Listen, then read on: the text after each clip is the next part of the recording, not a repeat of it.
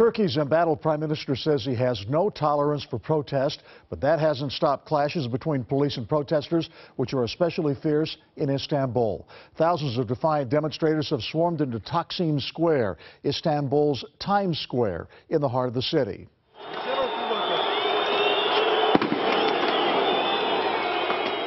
Here's some of the newest video we've received. You can see the crowds running from clouds of tear gas.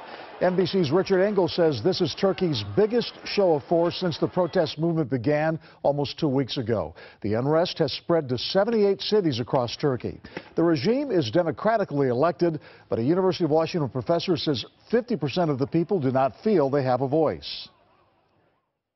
It includes people from all walks of life, and they also feel that the governing party, because of their background, is imposing more and more of a Islamic regime in the country. All the unrest began with a protest against plans to build a shopping mall in what is now an ISTANBUL Park.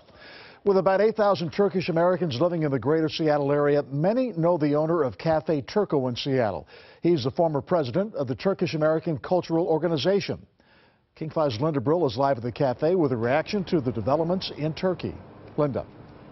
Well, Dennis, this is an import store and also a coffee shop and a gathering place for Turks. And today, it's a place of great concern for their homeland. Cafe Turco. All things Turkish.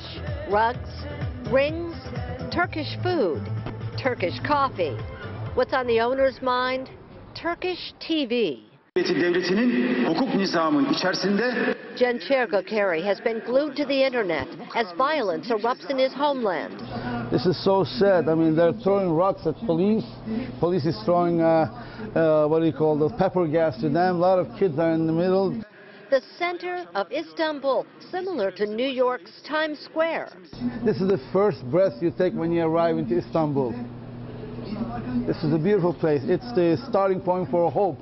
But now it's in chaos. His wife, also concerned, calls her mother in Turkey, who lives 10 miles from the riots. Her mother is fine, but Soraya is anxious about the situation. Our prime minister sometimes makes some big mouth statements, and this was one of them.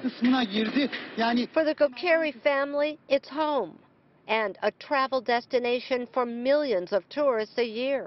This is June. It should be full with tourists. It will be crowded with tourists spending money, having a good time. That's how it is supposed to be. This is what Istanbul is all about, not like this. The family has so many positive things to say about Turkey. It's a democracy, a strong economy, a friend to America, but they fear the turmoil is going to hurt their country. I'm Linda Brill, live in Seattle, King 5 News.